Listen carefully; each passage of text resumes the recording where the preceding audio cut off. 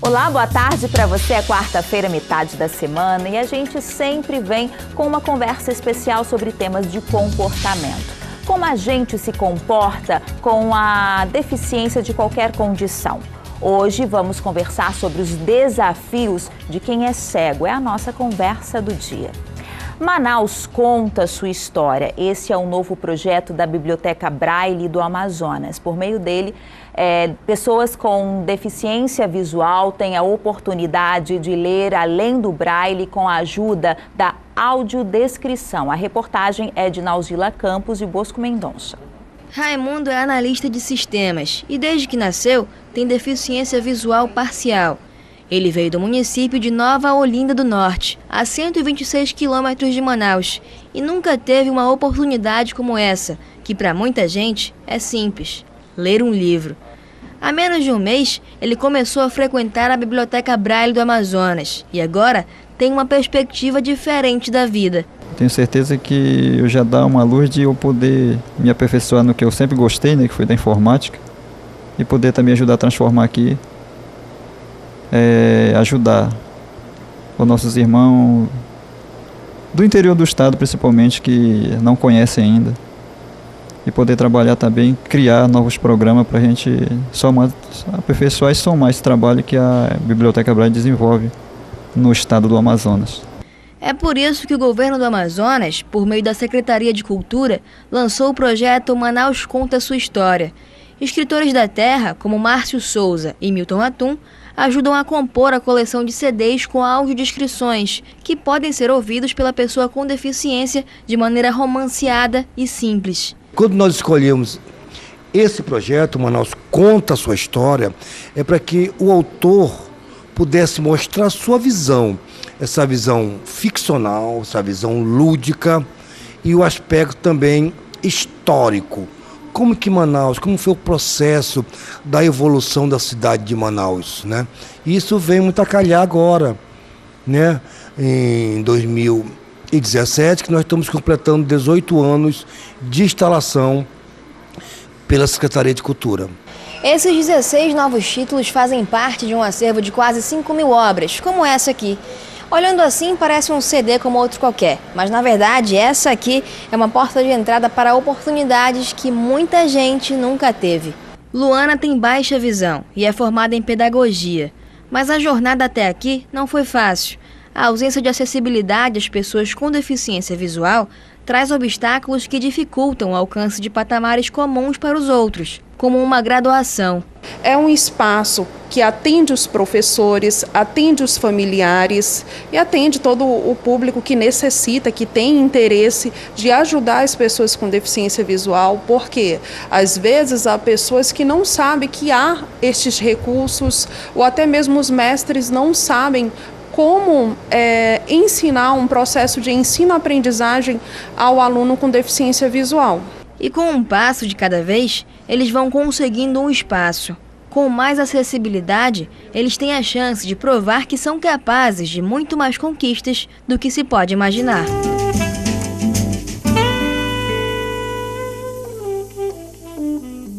Setembro enfatiza a luta nacional das pessoas com deficiência e o dia 17 foi lembrado como comemoração extraoficial no Brasil pelo Dia do Cego para marcar a data da inauguração do Imperial Instituto dos Meninos Cegos, hoje Instituto Benjamin Constant, em 17 de setembro de 1854, que havia sido criado apenas 5 dias antes pelo Decreto Imperial número 1428. Você sabia que a estimativa é que seja aí de 285 milhões de pessoas, elas tenham algum tipo de deficiência visual no mundo? 39 milhões cegos e 246 milhões com baixa visão. A OMS afirma que com tratamento precoce, atendimento educacional adequado, programas e serviços especializados, a perda da visão não significa o fim de uma vida independente e produtiva. E é justamente o que a gente quer mostrar com a nossa conversa especial de hoje. Hoje, pessoas que provam, todos os dias que independência e autonomia não se resume apenas a enxergar. Eu vou apresentar para vocês agora essa turma bonita que eu tenho aqui. Mário Célio, conhecido há muito tempo, já estagiei com esse rapaz, gente, na rádio. Seja bem-vindo. Muito obrigado, Bia. É sempre uma satisfação renovada em poder não só estar com você, como aqui com os teus telespectadores e juntamente com essa turma maravilhosa que é de pessoas com deficiência visual. Não é? Ao lado do Mário Célio, eu tenho o Kaelson. Seja bem-vindo, Kaelson. Muito obrigado. Ele é servidor público, né? Mediador de conflitos, né?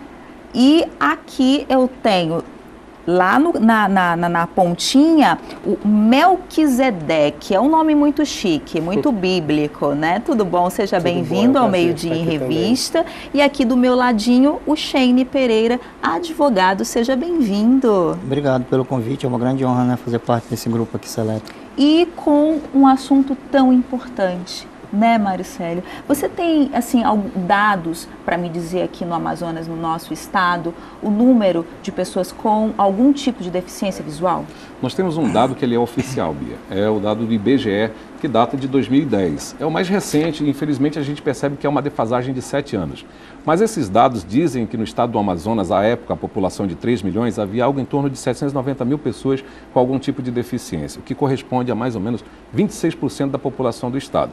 Para a gente poder ter uma noção mais clara disso, a cada 4 pessoas, uma se declarou com algum tipo de deficiência no estado do Amazonas. Na cidade de Manaus, nós tínhamos algo em torno de 2 milhões de habitantes em 2010. Desses 2 milhões, cerca de 461.414 pessoas se declararam com algum tipo de deficiência, correspondendo a 23% da população. Então a gente está sempre ali entre um quarto. A cada 4 pessoas, uma se declara com algum tipo de deficiência no estado ou na cidade de Manaus. Você estava me falando há quanto tempo que você já está estudando e trabalhando aí nesse meio? Eu tive pólio com 9 meses de idade, né? Ao completar 50 anos no último dia 11, eu também comemoro muito tempo de militância, mas a dedicação específica marca uns 6 anos, desde a minha entrada dentro da Secretaria de Estado dos Direitos da Pessoa com Deficiência. Mas ao longo dos anos a gente vem auxiliando essa política pública por meio das organizações da sociedade civil, outrora chamadas ONGs, na realidade esqueça esse nome ONG, que ele não existe, ONG até drogaria, né? Hoje chama-se OSC, Organização da Sociedade Civil. Organização da Sociedade Civil, que é organizada, isso aí é o espaço do Cheyenne, por meio da Lei 13.019, que é o marco regulatório das organizações da sociedade civil. Então eu deixei de lado as câmeras, os microfones, deixei de lado a engenharia ambiental, a parte de logística, para me dedicar há 6 anos à política pública voltada à pessoa com deficiência, dentro da Secretaria de Estado e também como presidente do Conselho Estadual de 2013 a 2016. Outro Hoje a gente viu aí a reportagem da Biblioteca Braille, né? Um trabalho muito importante, queria que você falasse um pouquinho sobre isso e sobre as outras coisas, né, que têm sido feitas em benefício às pessoas com deficiência visual aqui no estado. A política pública se estabelece a partir do momento que ela se aproxima daquele que dela deva utilizar. A criação da Biblioteca Braille no estado do Amazonas, que está ali no Centro de Convenções, no Sambódromo em Manaus, no Bloco C, representou um marco importantíssimo na evolução do aspecto de independência, protagonismo, mas acima de tudo o acesso à cultura em nosso estado para a pessoa com deficiência visual, as pessoas cegas. O trabalho do Gilson Mauro, que é uma pessoa com deficiência visual, Sim. tem sido fundamental. Eu tenho auxiliado, por convite da Secretaria de Estado de Cultura, como audiodescritor. Nós tivemos uma formação em audiodescrição com Graciela Pozobon, que é uma pessoa que é um ícone nacional, né? E nós estamos trabalhando dentro do Teatro Amazonas com a audiodescrição para pessoas cegas. Isso aproxima a cultura das pessoas com deficiência visual. Mas não basta isso, precisava ter a cultura Braille sendo colocada cada vez mais em evidência, apesar da evolução dos softwares de voz, né, que eles conhecem muito bem. O Braille é um primeiro passo, né? Foi fundamental para que cada um deles pudesse estudar e evoluir. E a Biblioteca Braille ela continua mantendo essa cultura, mesmo tendo audiobooks, tendo uma série de acessos, inclusive com a prática do ledor, o ledor que passa a comunicar por meio do seu áudio às pessoas com deficiência visual, ipsilíteres, né, o que está acontecendo dentro de um livro e de um filme. Na nossa pré-entrevista, o Sheine ele destacou muito bem, né, a importância da biblioteca que teve na sua formação, né? Eu queria que você me dissesse da sua experiência em relação à biblioteca, a todo esse trabalho desenvolvido, Sheine. Sim, a Biblioteca Braille fez um papel muito importante, foi de crucial importância, né, na minha formação. hoje, porque na época que eu me dispus a fazer o curso de Direito, né, eu me deparei com a situação, né, que depende de muita leitura, você realmente, as adversidades convencionais que qualquer um encontra, né, a gente que temos essa limitação também encontramos e um pouco mais, né, então eu tive o prazer de conhecer o Gilson Mauro, né, que é uma pessoa sensacional, e ele me mostrou o espaço, né, que foi a Biblioteca Braille, um projeto muito bom da Secretaria de Cultura, onde eu tive acesso a materiais, né, na época eu usava muito a lupa, a telelupa, que fazia ampliação, muito material em áudio que eu levava para casa, né, na época tinha também em paralelo aquele projeto Aprovar, que ele pegava todas as apostilas do Aprovar, transformava em áudio para mim, tinha todo um suporte, né, muito bom. Então foi fundamental mesmo, né, para mim. Você nasceu com deficiência visual? Eu nasci, né, porque Você a minha já deficiência nasceu. é congênita, só que eu nasci com um percentual de visão bem alto, aí fui perdendo gradativamente devido à minha deficiência, que é degeneração macular. Você então prestou, né, o vestibular em 2004, não é isso? Para o curso de Direito, você conseguiu. Conta um pouquinho dessa tua experiência, que depois eu quero falar com o Melk, que a experiência dele foi um pouquinho diferente da sua, né? Que você concluiu com sucesso, né? Eu queria que você falasse um pouquinho sobre a experiência de estar no banco de uma universidade. Como eu falei, logo quando eu me dispus a fazer o curso de Direito, né, algumas pessoas falavam para mim, não, tu vai fazer Direito e tal, Direito é um curso difícil, é muito concorrido.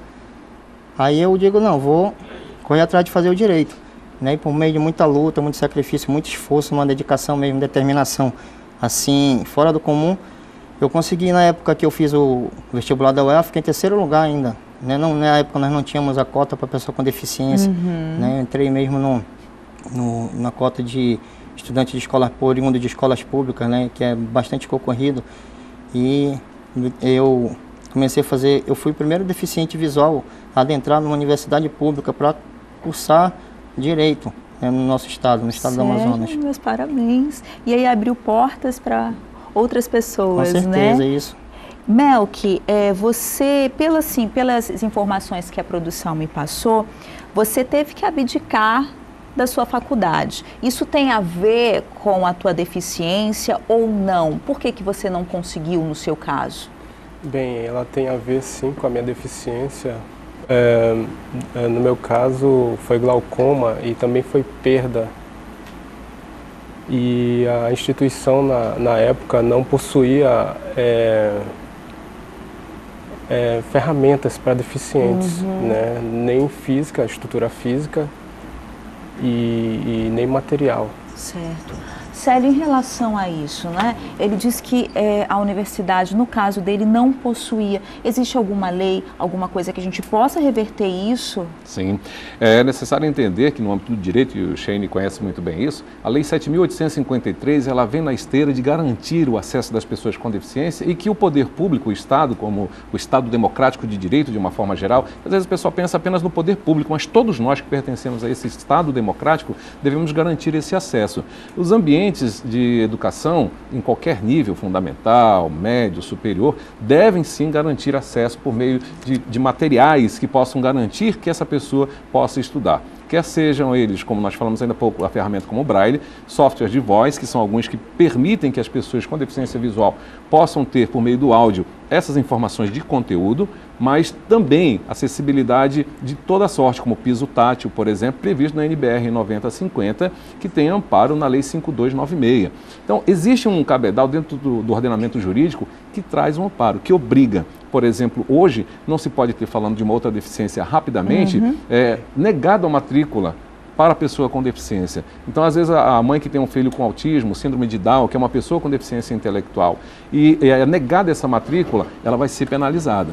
Vem reforçado pela Lei 13.146, a Lei Brasileira de Inclusão, que tipifica como crime o fato de negar em função da sua deficiência, por discriminar a pessoa em função da sua deficiência. No caso dele, né, a universidade diz que não, ele teve que abrir mão disso, Como é que ele poderia ter agido na época? As ferramentas fundamentais, né? Ministério Público do Estado, para que houvesse, né, garantia do seu direito fundamental à educação. Então, são alguns dos instrumentos.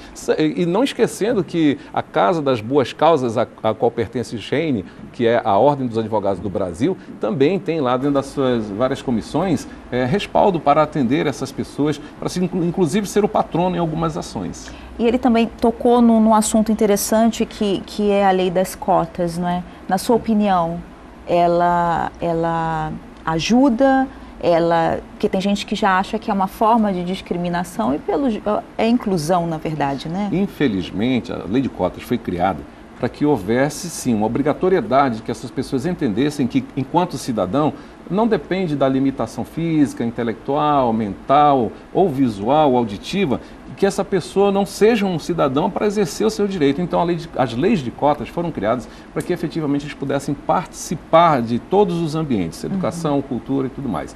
A lei de cotas dentro da própria Universidade Federal do Amazonas é recente, foi aprovada em 2016. Essa lei, ela garante sim um percentual de pessoas com deficiência no ambiente da universidade em nível superior. Então, o UEA, que é do Estado, a Universidade Federal do Amazonas, agora tem um dispositivo legal para que as pessoas com deficiência exijam os seus direitos, possam ter garantido o seu acesso ao nível superior. Kaelson, agora me conta, e o teu trabalho, né? Na verdade, você já nasceu com deficiência ou não? Então, eu já nasci com a deficiência ou com a doença que culmina com a deficiência e que foi progressivamente fazendo com que eu perdesse a visão.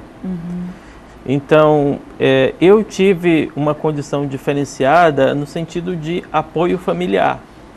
Então, os meus pais, principalmente, eles fizeram um esforço sobre-humano para que eu conseguisse estudar. Apesar de não ter muito conhecimento legal, jurídico, mas abdicaram de muitos confortos pessoais para que me pudesse dar a oportunidade de estudar e ter acesso a oportunidades de trabalho, fazer faculdade e outras coisas nesse sentido.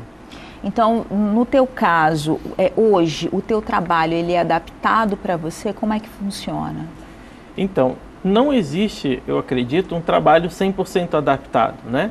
Então, nós, particularmente, com a característica pessoal, consegue fazer esse trabalho ser possível. Conseguimos fazer esse trabalho ser possível. Então, hoje, me é dada uma condição mínima de trabalho e eu corro atrás de outras condições que me fazem aperfeiçoar. Você se considera, no caso, limitado ou totalmente autônomo? Como é a tua vida, assim, para a gente entender um pouquinho mais desse mundo? Então, eu me considero bastante autônomo, então consigo fazer muitas coisas, me deslocar, eu sou casado, consigo exercer o meu trabalho de uma forma autônoma, né? Então pratico esporte, embora a condição física não demonstre tanto. O que você pratica?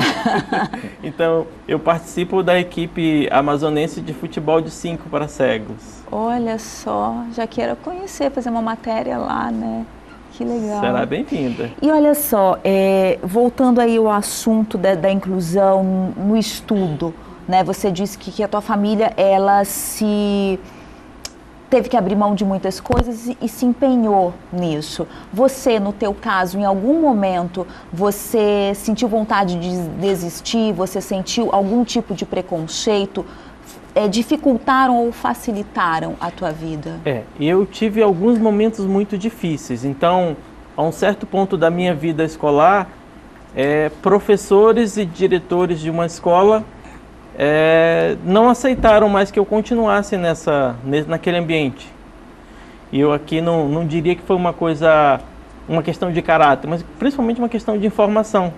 Eles não tinham medo, não sabiam como lidar com um aluno deficiente. Então, a um certo momento, eu fui introduzido, vamos dizer assim, no ambiente escolar, com aquele instrumento que o Célio ressaltou muito, que a gente tem à nossa disposição, o mandado de segurança. Olha só. Então, eu tive que procurar, sim, o Ministério Público, o Judiciário, e o judiciário se manifestar. Olha, ele tem direito e se for oportunizado, se for oferecido os instrumentos, ele também tem a capacidade de exercer o direito à educação. E os... Pode falar. Dentro do comentário do Caio, isso é importante porque a gente usa um instrumento de comunicação fundamental, que é a televisão, para dizer essa sociedade que o pessoal chama muito de inclusiva. Eu não gosto muito dessa palavra, porque eu não acho que tem que incluir, acho que nós fazemos parte. Nós estamos na interface um do outro, seja ele independente da cor, da limitação. Então estamos no mesmo ambiente, nós estamos integrados ou pseudo-integrados. É preciso entender que fundamental é o trabalho da família. Inicia-se ali a primeira sociedade que deve ser inclusiva, que não deve discriminar. A gente comentava ainda há pouco que às vezes o pessoal diz assim, olha, cuidado que se você não cuidar da sua visão, você vai ficar cego. Ele diz, Deus me livre. Como se isso fosse algo muito ruim, como se fosse uma praga, como se fosse um legado muito, inclusive de outras gerações. Não é isso. A cada vez mais a gente percebe que as deficiências estão sendo adensadas. Aquele número que eu te falei, como eu falei, defasado pelo IBGE há pelo menos 7 anos, ele foi adensado ao longo dos anos pelas patologias, como foram citados pelos 3, inclusive, a questão patológica, os acidentes laborais, domésticos, inclusive de trânsito, tem aumentado, tem adensado esse número. Então, cada vez mais a gente tem pessoas com deficiência. O homem, por si só, ele vai ser, se conseguir envelhecer, uma pessoa com deficiência, porque tem a osteoporose, tem os glaucomas, tem as cegueiras, tem a perda da audição gradativa. Então, é sempre bom lembrar, precisamos ter ambientes adequados, acessíveis. E os produtos da qual o Carlos falou ainda há pouco, chamam-se de tecnologia assistiva. E ao trazer aqui uma intérprete de Libras, por exemplo, para participar conosco, ela é resultado de tecnologia assistiva, embora seja pessoa, seja material humano. Mas, entre outros, nós temos o piso tático, como falei ainda há pouco, bengalas com sensores, nós temos o próprio Braille como tecnologia assistiva, que são fundamentais para a vida diária, né? Edson e demais amigos que comparecem aqui. E olha só, a gente falando aí sobre tudo isso, e principalmente quando o Caelison falou sobre o direito, né, que ele teve que... Quem sabe muito bem explicar um pouquinho pra gente é o Shane, porque você faz parte da Comissão em Defesa dos Direitos das Pessoas com Deficiência da Ordem dos Advogados do Brasil, OAB Amazonas. É isso mesmo? Como é que conta? Muitos desafios? Realmente são muitos desafios, né? A gente tem como presidente a doutora Nancy, que me fez esse convite para participar dessa comissão, né, para nós comungarmos as questões das experiências, né, que eu tenho a minha deficiência visual também, ela é uma pessoa com deficiência, é uma excelente advogada também, e nós, por meio desse fator, né, tanto da área jurídica como também da experiência, né, empírica na causa, então a gente pode contribuir bastante, né, e tipo assim, é como eu sempre falo, são causas pessoais, entendeu? A gente compra as brigas como se fossem nossas, porque a gente sabe, né, do nosso cotidiano, a gente sabe o que a gente passa, né, na própria pele. Então, quando as pessoas trazem aquilo pra gente, né, quando a gente se depara com determinadas situações, então a gente parece assim que insurge dentro de nós aquele sentimento também, né, do que está acontecendo. Eu sei que você fez vários concursos, passou quase em todos, grande parte, né? Mas eu queria te perguntar sobre o direito. Tem alguma relação com a sua deficiência? Assim, em algum momento, eu vou fazer direito para entender, para lutar a favor dos meus direitos e o direito das outras pessoas com deficiência? Sim, exatamente. O que culminou para eu fazer o curso de Direito foi exatamente isso, né? Que eu digo, eu vou fazer para tentar entender melhor, para tentar reivindicar, porque no nosso cotidiano, a gente encontra inúmeras barreiras, né? Tanto na questão social, como também na questão arquitetônica e outras situações. Então, o meu primeiro passo foi esse, eu vou fazer Direito para mim, né? E realmente, isso me gerou um resultado satisfatório, porque hoje eu já consigo, quando eu me deparo com determinadas situações, porque a gente, como pessoa com deficiência, diariamente a gente se depara com discriminação, com preconceito, com determinadas situações. Só que, graças a Deus, hoje eu consigo, né, conflitar, né, tentar argumentar e debater isso na área jurídica, né, e muitas das vezes a gente para ser ouvido, que não era para ser assim, mas você chega ao ponto de dizer... Você se depara com uma situação, digo, não, mas porque eu sei, porque eu sou advogado, aí a pessoa já entendeu? A gente vê isso. Não era para ser assim. O respeito ele deveria partir de cada um, não pelo aquilo que a pessoa é, né, pela profissão, mas sim pela condição que a pessoa, né, tem. Sim. Mas não, eu me deparo muito com isso hoje, né? E sou um dos militantes e defendo até... Melqui, você teve que se adaptar a uma nova condição de vida com os 30 anos, não é isso? Sim. Conta um pouquinho como foi. Eu acho que imagino assim, deve ser muito mais complicado, né, Mário?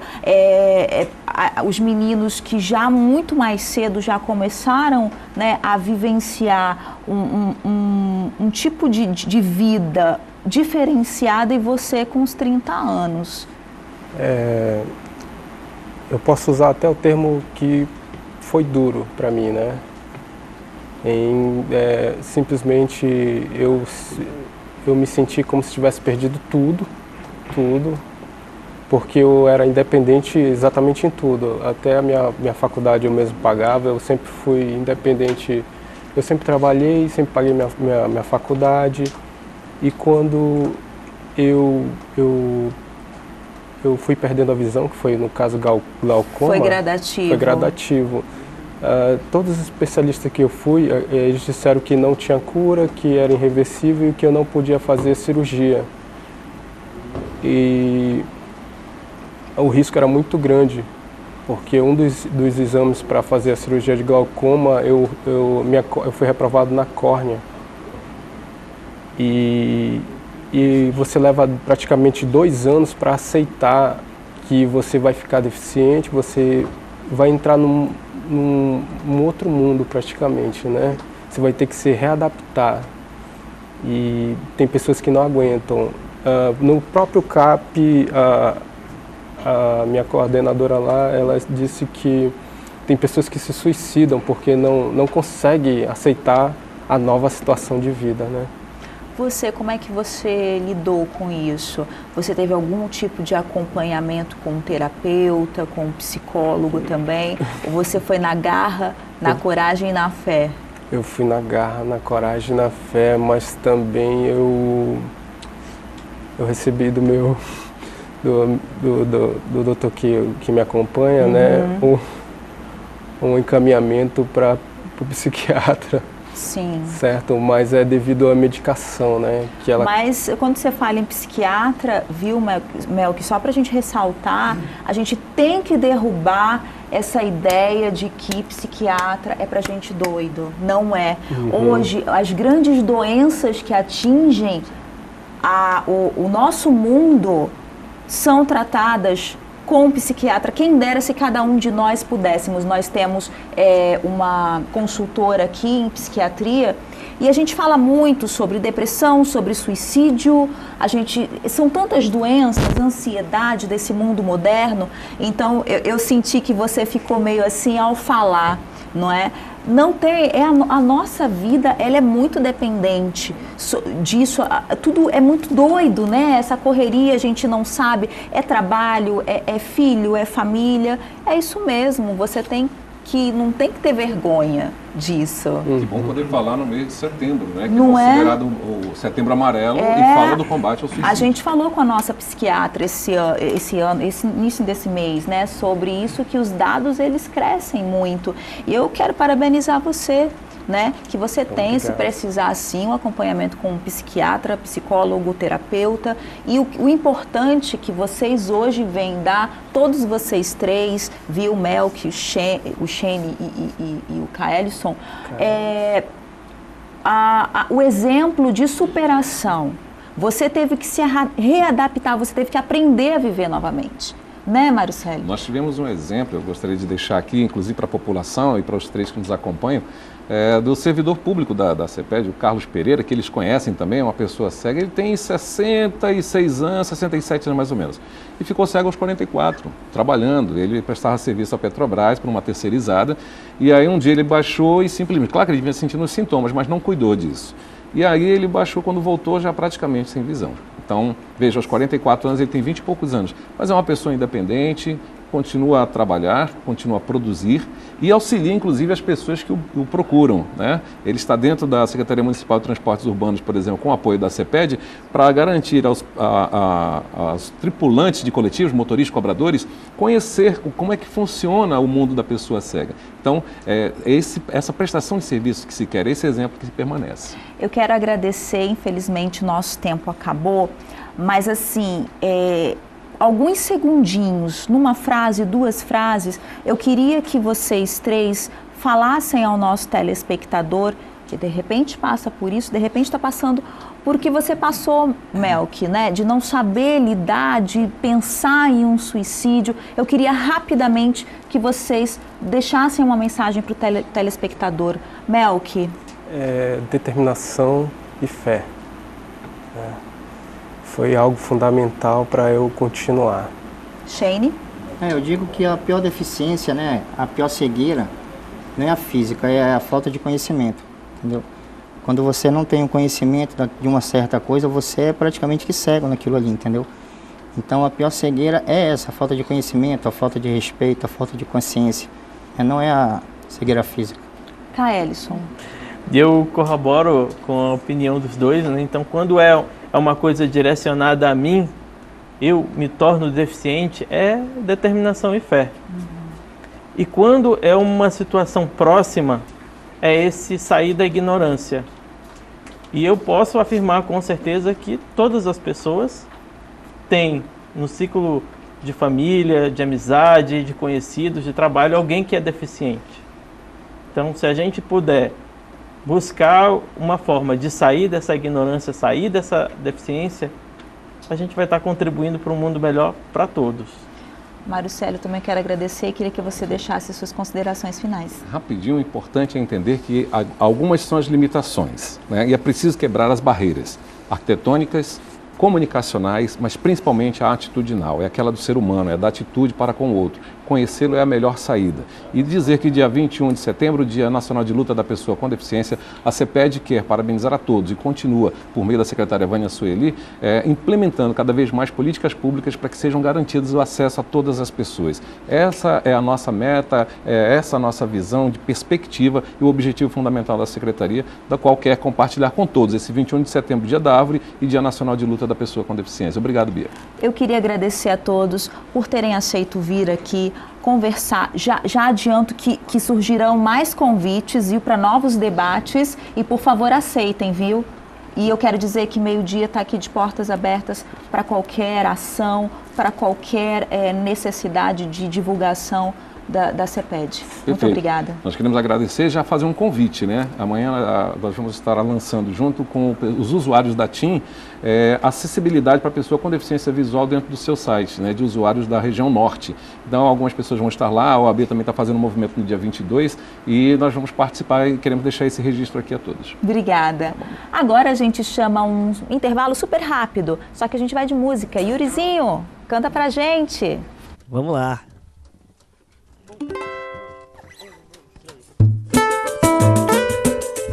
Yurizinho na área, moleque. Quarta-feira também é dia de samba. Quem tiver em casa pode cantar, hein? Vem! E agora que eu me dei por total, apostei nesse amor, não pedi consequências. Você vem me dizer que o amor acabou.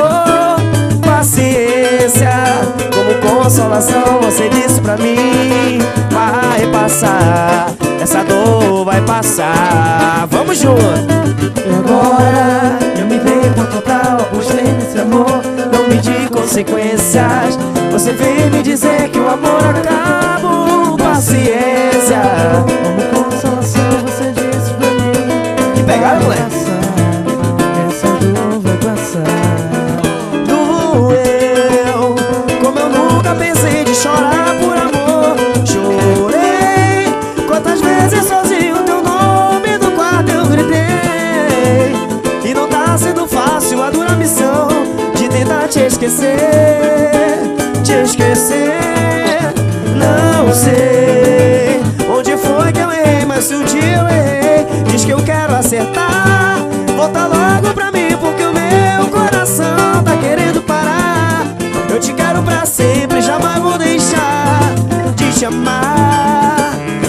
chamar. Vamos junto! E agora eu me dei por total, apostei nesse amor, não medi consequências. Você vem me dizer que o amor acabou. Paciência, como consolação você disse pra mim.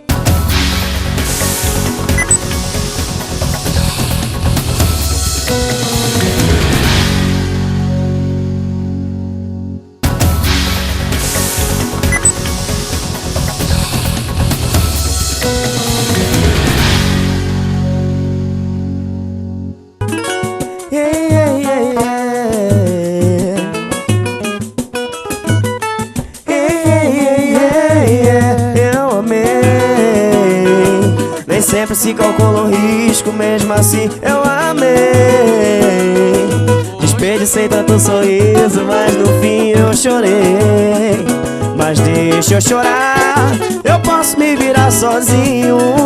Eu sobrevivo sem carinhos, pra ninguém me machucar. Eu ando desacreditado, o amor passou e fez estragos, e o melhor é me fechar. Me fechar.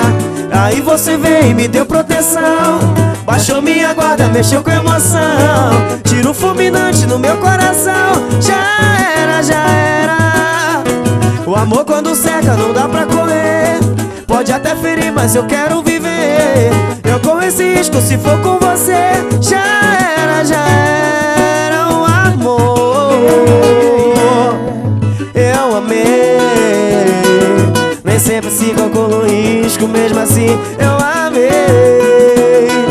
Desperdicei tanto sorriso, mas no fim eu chorei. Mas deixa eu chorar, eu posso me virar sozinho.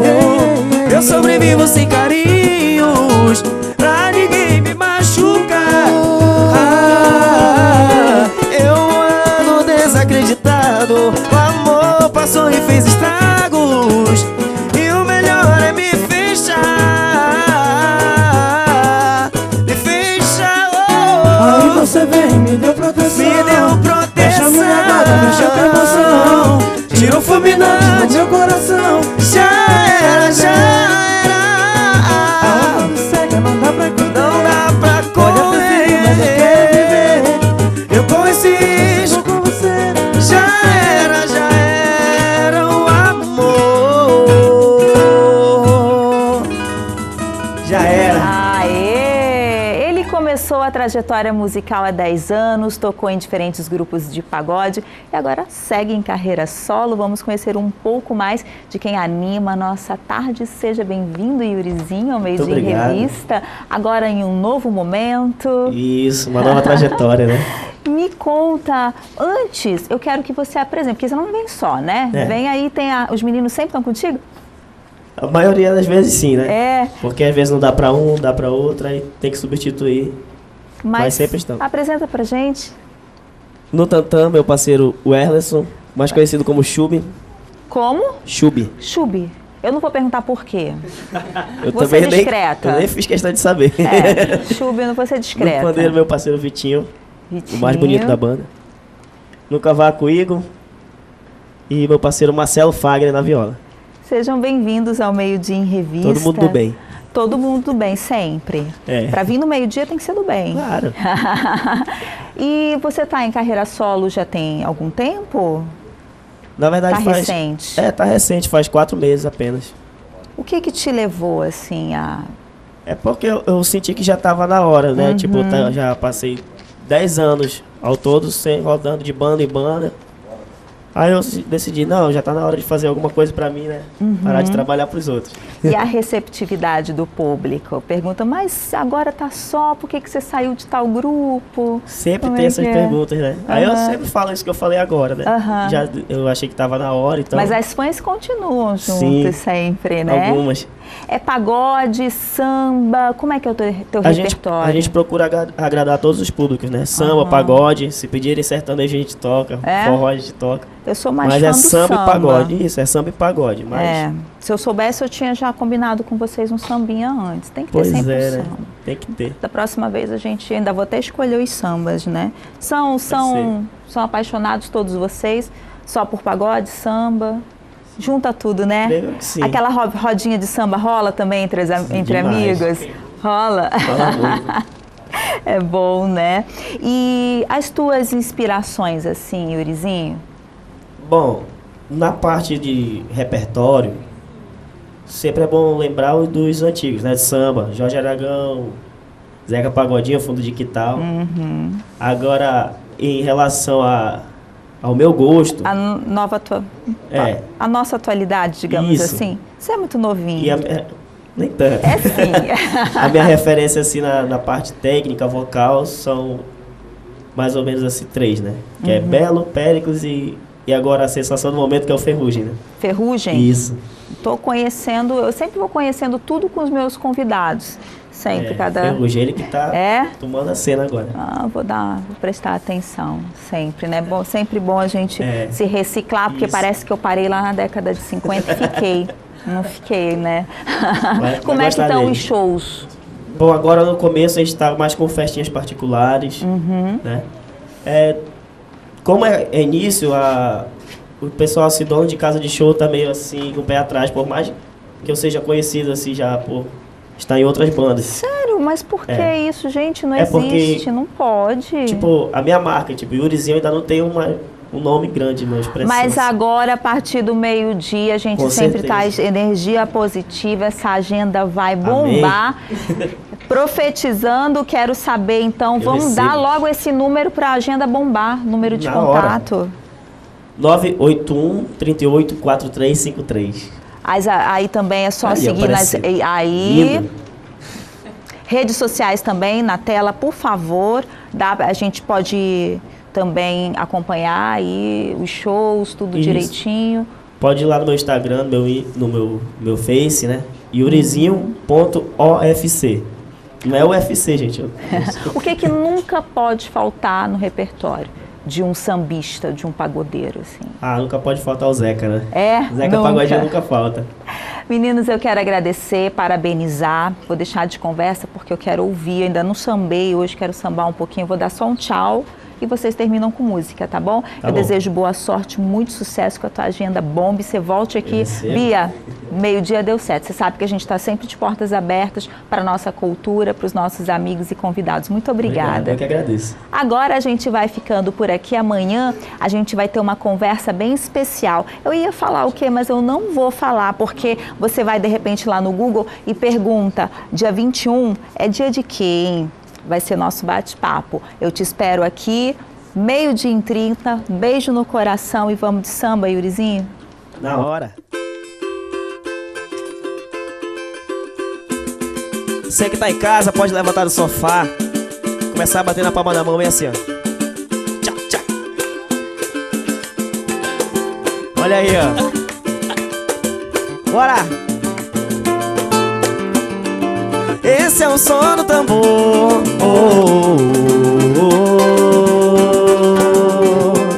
Laia, laia,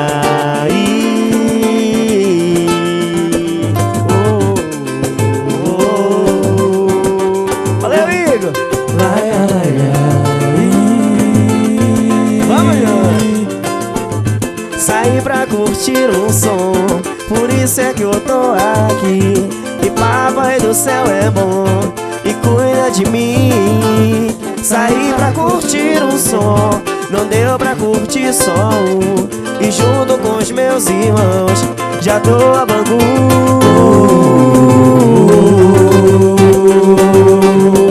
laia, laia,